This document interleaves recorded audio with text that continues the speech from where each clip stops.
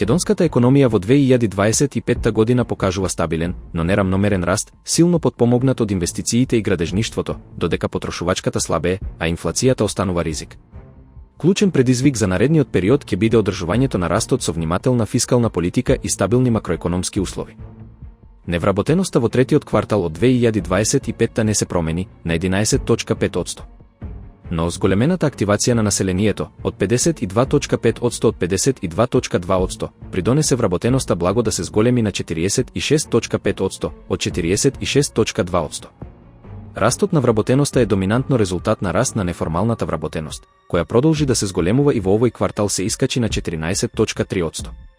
Стапката на слободни работни места, 2,02%, во овој квартал остана слична како и во претходните, што упатува дека недостигот од нискоквалификувани работници останува хроничен, а најпогоден сектор е угостителството и туризмот.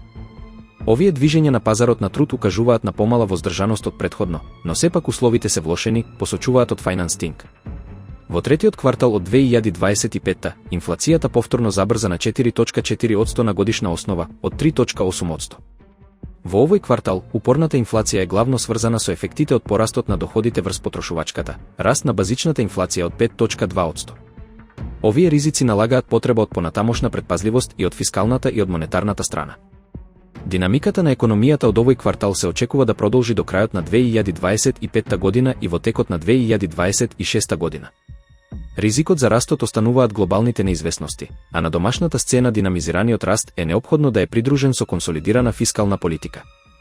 FinanceTinc останува на проекцијата за реален раст на бруто домашниот производ во 2025 од 3,5% дадена во декември 2024. Проекцијата за растот на бруто домашниот производ во 2026 година изнесува 3,8%, додека проекцијата за инфлацијата 2,7%.